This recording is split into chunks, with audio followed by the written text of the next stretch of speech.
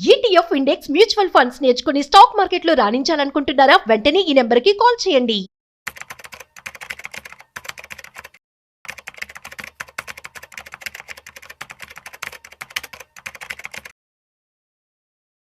Hey guys, రీసెంట్గా మనము IT employees ఎలా పెట్టుబడి పెట్టుకోవాలనేది ఒక వీడియో చేయడం జరిగింది. సో దానికి మంచి రెస్పాన్స్ అయితే రావడం జరిగింది. కాబట్టి అది ఒక సక్సెస్ స్టోరీ కింద మనం తీసుకోవచ్చు. మరి ఐటీ ఎంప్లాయీస్లోనే ఫెయిల్యూర్ స్టోరీస్ కూడా ఉంటాయి. సో వాళ్ళు పెట్టుబడి సరిగ్గా చేయక, సో ఏదైనా రీజన్స్ కావచ్చు. సో దాని గురించి కూడా మనం తెలుసుకోవాలి కదా. సో తెలుసుకుందాం. సో అయితే దీని గురించి కొంత చెప్పడానికి ఇవాళ మనతో qualified personal finance professional Chari గారు ఉన్నారు. సో వారి మాటల్లో మరింత సమాచారం అడిగి తెలుసుకుందాం. హాయ్, హలో, నమస్తే, వెల్కమ్ టు సుమన్ టీవీ. నేను మీ Rajeev Pasupuleti. So let's start. So hi sir, నమస్తే. నమస్తే అండి, ఎలా ఉన్నారు? బాగున్నానండి, thank you. Ya, super. So మనం లాస్ట్ టైం చేసినటువంటి వీడియో చాలా చక్కగా వెళ్ళింది. అండ్ మీకు కూడా చాలా మంచి కామెంట్స్ కావచ్చు, కాల్స్ కూడా రావడం జరిగింది. అవునండి. సో ఎలా అనిపించింది ఏంటి? Yeah, it was very good అండి. మనము కరెక్ట్ ఎడ్యుకేషన్ ఈ వీడియోల ద్వారా ఇవ్వగలిగితే దట్ ఈస్ మచ్ బెటర్ అండి. Yeah, true. సో మరి అది సక్సెస్ స్టోరీ. మరి ఫెయిల్యూర్ స్టోరీస్ కూడా ఉంటాయి కదా. కరెక్ట్. సో మన అబ్దుల్ కలాం గారు కూడా చెప్తూ ఉంటారు ఫెయిల్యూర్ స్టోరీస్ చదవాలని చెప్పి. సో ఏమన్నా ఉంటే చెప్పండి. కరెక్ట్. అంటే టు బి వెరీ హానెస్ట్, నా దగ్గర ఉన్న చాలా సక్సెస్ స్టోరీస్ మా ఫ్రెండ్స్వి నేను చాలా రిలేటివ్ చేసి దాన్ని ఇది చేసి చెప్పాను. ఓకే. అయితే ఆ సక్సెస్ స్టోరీస్ వాళ్ళు సక్సెస్ అవ్వడానికి వాళ్ళకి ముందు నేను ఫస్ట్ ఫెయిల్యూర్ స్టోరీస్ చెప్పాను. సో యాక్చువల్గా ఏంటంటే ఐటీ ఎంప్లాయీస్దే మళ్ళీ అగైన్ అందులో నుంచి అంటే క్లయింట్స్ వాళ్ళు లేదా ఫ్రెండ్స్ వాళ్ళు జరిగిన స్టోరీస్ నాకు వచ్చి వాళ్ళు చెప్పిన స్టోరీస్ నేను చెప్తాను చూడండి. ఓకే, చెప్పండి. అంటే సో దట్ దీన్ని చాలా మంది రిలేట్ చేసుకొని ఎక్కడ మిస్టేక్ అవుతుందో చెక్ చేసుకొని వాళ్ళు సెట్ చేసుకోగలుగుతారు అనమాట. ఓకే. ఫస్ట్ థింగ్, ఒక ఆయన అంటే ఇది ఖచ్చితంగా మీరు చెప్పాలి సార్ అని చెప్పి వాళ్ళు చెప్పారనమాట. ఓకే. వాళ్ళు ఏంటంటే wife and husband IT employees Hyderabad లో ఉండే వాళ్ళు మంచి జాబ్ స్టార్ట్ చేశారు. అరౌండ్ 27లో 28లో మ్యారేజ్ అయింది. ఓకే. సో ఇద్దరు కూడా ఏంటంటే చాలా కష్టపడి ఒక 4-5 years డబ్బులన్నీ కూడబెట్టుకున్నారు. వాళ్ళకి మంచి శాలరీ ఉండే. సో డబ్బులన్నీ కూడబెట్టుకొని హౌస్ డౌన్ పేమెంట్ చేశారు. ఇక్కడ ఒక అపార్ట్మెంట్ కొన్నారు. కొనేసి దాని రిజిస్ట్రేషన్ ఛార్జెస్ అని ఇవన్నీ ఉండి ఒక 20 yearsకి హోమ్ లోన్ తీసుకున్నారు. So down payment, registration charges, interior ఇవన్నిటి కలిపి వాళ్ళు ఒక 3-4 years లేదా 5 years కష్టపడ్డ డబ్బంతా అక్కడ పెట్టేసి ఇల్లు కొనుక్కున్నారు. అలాగే ఈఎంఐ 20 years కమిట్మెంట్ పెట్టుకున్నారు. కానీ వాళ్ళకు ఒక చిన్న ఇదేంటంటే లోన్ ని నేను తొందరగా క్లోజ్ చేసేయాలి. మేబీ నేను 20 years పెట్టుకున్నాను కానీ ఖచ్చితంగా నేను 8 years లోనో 9 years లోనో క్లోజ్ చేయాలంటే టార్గెట్ పెట్టుకున్నారు. గుడ్. సో హానెస్ట్ గా వాళ్ళు చాలా కొంచెం అగైన్ అంటే కిడ్స్, కార్ ఇవన్నీ కాకుండా కొంత డబ్బు కొంచెం ఎక్స్ట్రా డబ్బులు పక్కన పెట్టుకుంటూ అనుకున్నట్టుగా అరౌండ్ 9 years లో లోన్ క్లోజ్ చేయగలిగారు వాళ్ళు. Great then. So that was a good part. Okay. But again 39 అంటే అప్పటికి వాళ్ళ ఏజ్ అరౌండ్ 38-39కి వచ్చారండి. సో వాళ్ళకి ఏమైందంటే వైఫ్ అండ్ హస్బెండ్ కి మళ్ళీ again they got very good job in out of country. I think Australia ఏదో వెళ్ళారు. అగైన్ ఇక్కడ ఉన్న హౌస్ అలాగే ఉంది, దాని నుంచి రెంటల్ ఇన్కమ్ వస్తుంది. ఓకే. సో అక్కడికి వెళ్ళిన తర్వాత కూడా ఏమిందంటే అగైన్ మంచి తలా 2-3 లక్షల శాలరీలు వచ్చాయి. అగైన్ ఒక 3-4 years కష్టపడ్డాడు. అయితే అవుట్ ఆఫ్ కంట్రీలో జనరల్ గా మళ్ళీ అగైన్ రెంట్స్ అవన్నీ ఎక్కువ ఉంటాయి కదా, ఇక్కడ కూడా ఓన్ హౌస్ తీసుకుందామని సేమ్ ఇక్కడ ఏదైతే కాన్సెప్ట్ స్టార్ట్ చేస్తారో అక్కడ కూడా అదే కాన్సెప్ట్ స్టార్ట్ చేశారు.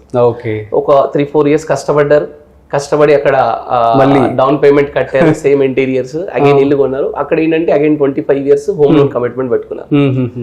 మళ్ళీ సేమ్ 9-10 years లో హోమ్ లోన్ క్లియర్ చేద్దామని చెప్పి సేమ్ టార్గెట్ స్టార్ట్ చేస్తారు. 42 age లో ఏమో ఇల్లు తీసుకున్నారు.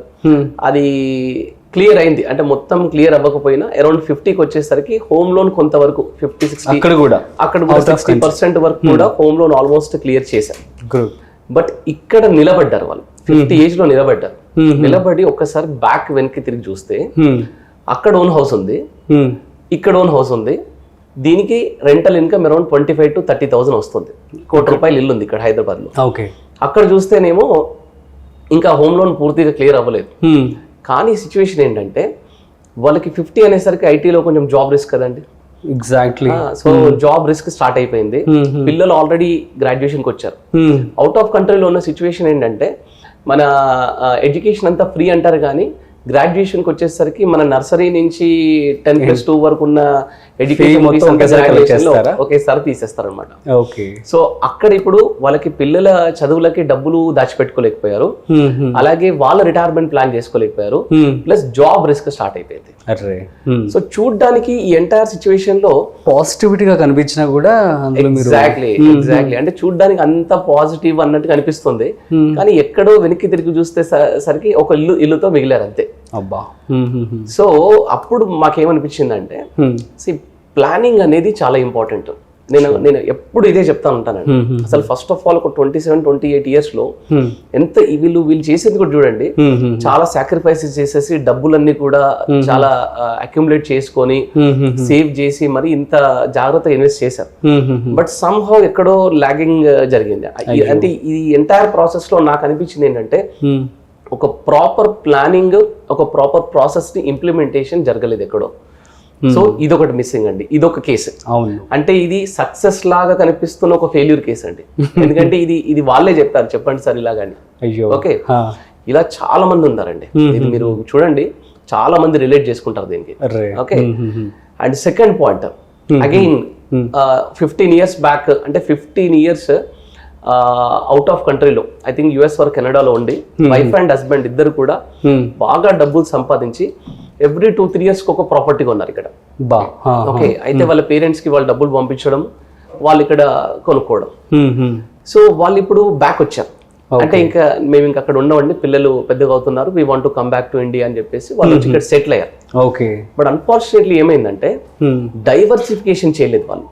ఇక్కడ మిస్టేక్ ఏంటి, ఈ ఫెయిల్యూర్ స్టడీ నుంచి మనం తెలుసుకోవాల్సింది ఏంటంటే డైవర్సిఫికేషన్ లేదు. ఇక్కడ వచ్చి అమ్ముదామంటేనేమో కొన్ని ప్రాపర్టీస్ ఒకరి పేరు మీద, కొన్ని ప్రాపర్టీస్ ఒకరి మీద, అట్లా డిఫరెంట్ గా ఉన్నాయి. అండ్ అసలు అమ్ముదామంటే బయ్యర్ దొరకరు. బయ్యర్ దొరికినా మొత్తం ఆన్ పేపర్ ఒకలాగా ఉంటుంది, ఆఫ్ పేపర్ ఒకలాగా ఉంటుంది. సో ఈ టాక్సేషన్ ఇష్యూస్. సో ఎక్కడో ఒక చిన్న అపార్ట్మెంట్స్ కి వస్తున్న 25-30,000, ఒక US లో 15 years ఉండి ఇక్కడికి వచ్చిన వాళ్ళ లైఫ్ స్టైల్ ఎలా ఉంటుందండి? కనీసం వాళ్ళకి ఒక 2 lakhs per month వస్తే గానీ సరిపోదు వాళ్ళకి. ఇప్పుడున్న ఈవెన్ హైదరాబాద్ ఇండియన్ సిచ్యువేషన్ కావచ్చు, ఇన్ఫ్లేషన్ వల్ల వాళ్ళ లైఫ్ స్టైల్ కి అది కావాలి. వాళ్ళ దగ్గర చూడడానికి 25-30 crores ఆస్తులు కనిపిస్తున్నాయి కానీ రెగ్యులర్ ఇన్కమ్ వచ్చేది లేదు.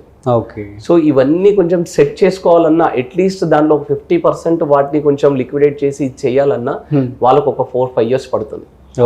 సో ఈ అవుట్ ఆఫ్ కంట్రీలో ఉన్న వాళ్ళు కూడా ఈ ఫెయిల్యూర్స్, అగైన్ ఈ స్టోరీ కూడా ఏంటంటే సక్సెస్ లాగా కనిపించే ఫెయిల్యూర్ స్టోరీ అని చెప్పాలి. సో వీళ్ళు కూడా ఏంటంటే డైవర్సిఫికేషన్ మీద కాన్సన్ట్రేట్ చేయాలండి. Okay. And third and very important story అండి ఇది. ఇక్కడ ఒక ఆయన బాగా డబ్బు సంపాదించాడు. ఓకే. రెండవది ఆయన బాగా ఇన్వెస్ట్మెంట్స్ కూడా చేశాడు. అంటే 100 స్టాకులు కొన్నాడు, 10 మ్యూచువల్ ఫండ్లు, ఒక 4-5 ల్యాండ్స్ కొనడం, ఇదంతా కొనుక్కుంటూ వెళ్ళిపోయాడు. నేను డైవర్సిఫై చేస్తున్నాను అనుకుంటూ వెళ్ళాడు. అన్ఫార్చునేట్లీ కోవిడ్ టైంలో రిస్క్ జరిగిందండి ఆయనకి. అయ్యో. రిస్క్ జరిగేసరికి అసలు వాళ్ళ ఫ్యామిలీకి కానీ పిల్లలు కానీ, పిల్లలు 10th class 12th class చదువుతున్న వాళ్ళు ఉన్నారు, అసలు వాళ్ళకి ఈయన ఇన్వెస్ట్మెంట్స్ అన్ని ఎక్కడున్నాయో తెలియట్లేదండి.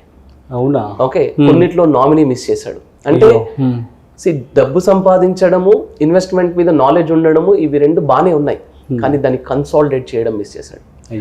ఫైనాన్షియల్ ప్లానింగ్, ఇన్వెస్ట్మెంట్ ప్లానింగ్ లో 3 చాలా ఇంపార్టెంట్ అండి. డబ్బు సంపాదించడం ఎంత ఇంపార్టెంటో, ఆ డబ్బుని రైట్ డైరెక్షన్ లో పెట్టడం ఎంత ఇంపార్టెంటో, అలాగే ఆ డబ్బుని ఎవరి గురించి అయితే, ఎందు గురించి అయితే ఇన్వెస్ట్ చేస్తున్నామో, మనకి ఏదైనా రిస్క్ జరిగితే వాళ్ళకి అందేలాగా చెందేలాగా మనం ప్లానింగ్ చేసి పెట్టుకోవాలండి. Consolidation is very important. మనం సరిగ్గా నామినీ పెడుతున్నామా లేదా వీటన్నిటికీ. సో ఫస్ట్ స్టోరీ నుంచి మనం తెలుసుకోవాల్సింది ఏంటంటే ప్లానింగ్ అండ్ ప్రాసెస్ చాలా ఇంపార్టెంట్. సెకండ్ స్టోరీ నుంచి మనం తెలుసుకోవాల్సింది ఏంటంటే డైవర్సిఫికేషన్ అనేది చాలా ఇంపార్టెంట్. థర్డ్ స్టోరీ నుంచి మనం తెలుసుకోవాల్సింది ఏంటంటే కన్సాలిడేషన్ అనేది మనకి ఇంపార్టెంట్. అసలు ఎందుకు చేస్తున్నాం, ఎందుకు ఇన్వెస్ట్ చేస్తున్నాం అనే పర్పసే మీకు క్లారిటీ లేకపోతే ఎందుకు డబ్బు సంపాదిస్తున్నారు, ఎందుకు ఇన్వెస్ట్మెంట్ చేస్తున్నారు, ఏదో ఒక 1 రూపీ పోతుంది కదా అని చెప్పి ఒక ప్రాపర్ ఫైనాన్షియల్ అడ్వైజర్ లేకుండా ఇన్వెస్ట్ చేయడం అనేది చాలా చాలా తప్పండి. సో ఐటీ ఎంప్లాయీస్ అందరూ కూడా తెలుసుకోవాల్సింది ఏంటంటే సక్సెస్ స్టోరీస్ నుంచి మీరు ఎన్ని నేర్చుకుంటున్నారో, ఫెయిల్యూర్ స్టోరీస్ నుంచి కూడా అన్ని మీరు ఇవన్నీ నేర్చుకోవాలి. ఇలాంటి సర్కమ్స్టాన్సెస్ మీకు ఎదురైనప్పుడు వాటిని మీరు జాగ్రత్తగా ఎదుర్కోండి. ఒకటి రైట్ డైరెక్షన్ లో investment, diversification and consolidation, okay going with proper genuine adviser is always suggestable అండి. ఎందుకంటే ఐటీ ఎంప్లాయీస్ వాళ్ళ దాంట్లో దే ఆర్ వెరీ ఎక్స్పర్ట్స్ అండి. True true they are busy. So వాళ్ళ ఓన్ మనీని వాళ్ళు మేనేజ్ చేసుకోవడం ఏంటంటే ఒక డాక్టర్ తన ఓన్ బాడీకి ఆపరేషన్ చేసుకునే లాంటిది. బా సో మన డబ్బుని మనం మేనేజ్ చేసుకోవడం అంటే చాలా ఎమోషన్స్ వస్తూ ఉంటాయి. వాళ్ళకి ఖాళీ ఉండేది ఎప్పుడంటే పాపం ఓన్లీ సాటర్డేసే. అవును. సో సండే అంతా ఎగ్జాస్ట్ అయిపోయి ఉంటారు. సో ఈ 2 days లోనే ఇవన్నీ చేసుకోవడము, ఏదో గ్రూప్ పెట్టి చేసుకోవడము ఇది కుదరదండి. సో జాగ్రత్తగా ఈ సక్సెస్ స్టోరీస్ నుంచి, ఫెయిల్యూర్ స్టోరీస్ నుంచి వీళ్ళు నేర్చుకొని జాగ్రత్తగా ఇన్వెస్ట్ చేసుకోవడం బెటర్ అండి. సూపర్ అండి.